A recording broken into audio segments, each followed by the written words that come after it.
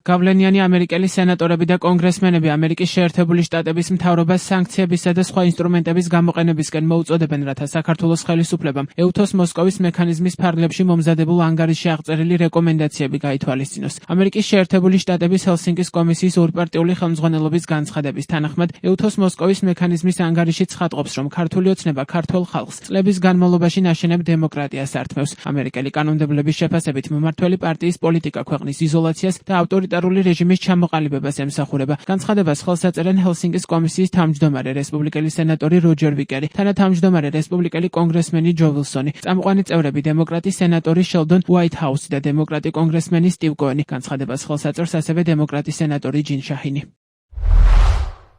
ეუთოს მოსკოვის მექანიზმის ანგარიში ნათელია ქართული ოცნება ქართველ ხალხს რთულად მოპოვებულ, თავისუფლებას ართმევს და ქვეყანას იზოლირებულ ავტორიტარულ სახელმწიფოდ აქცევს. მოუწოდებთ ამერიკის შეერთებული შტატების ოფიციალურ პირებს, ჩვენს ევროპელ პარტნიორებთან ერთად გამოიყენონ სანქციები და სხვა არსებული ინსტრუმენტები, რათა მოსთხოვონ საქართველოს ხელისუფლებას გაითვალისწინოს ამ ანგარიშში მოცემული რეკომენდაციები. ჩვენ და მოვითხოვოთ ყველა პოლიტიკური პატიმრის გათავისუფლება, ოპოზიციონერი პოლიტიკოსების წინააღმდეგ პოლიტიკურად მოტივირებული ბრალდებების მოხსნა და ანტიდემოკრატიული და უსამართლო კანონების გაუქმება.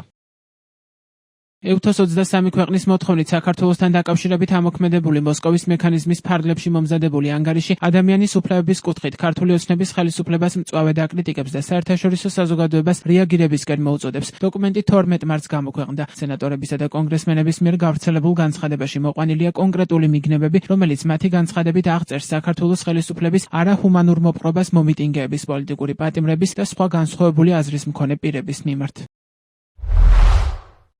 ძირითადი მიგნებები მოიცავს მომიტინგების წინააღმდეგ უსამართლო სამართლებრივ დევნას. მომიტინგების წინააღმდეგ პროცესები როგორც წესი სწრაფად მიმდინარეობს და მძიმე სანქციებით სრულდება. მაშინ როცა იმ პირების წინააღმდეგ გამოძიებები, რომელიც სავარაუდოდ მათ მიმართ ძალადობაში იყვნენ ჩართული, მათ შორის უსაფრთხოების ძალები ჭიანურდება. მომიტინგების პოლიტიკური ოპოზიციისა და ჟურნალისტების მიმართ ძალადობას. მომხსენებელმა შეძლო დაედგინა ძალადობისა და სხვა ბოროტად გამოყენების სისტემური ნიშნები მომიტინგების პოლიტიკური ოპოზიციის ლიდერებისა და ჟურნალისტების მიმართ. ზოგიერთ შემთხვევაში ძალადობამ სავარაუდოდ წამების ზღვარსაც მიაღწია, რასაც თან ახლავს ამ ქმედების ჩამდენთან თითქმის სრული დაუსჯელობა. ჟურნალისტების საჯარო დაშინებას. საზოგადოებრივი ტელევიზია ჩართულია დამოუკიდებელი მედიის ზოგიერთი ჟურნალისტის წინააღმდეგ დისკრედიტაციის კამპანიაში. ასევე არსებობს ცნობები თითქოს სამოქალაქო, მაგრამ ძალადობრივი ჯგუფები ეხმარებიან პოლიციას ჟურნალისტების დევნაში, შევიწროებასა და მათზე თავდასხმაში.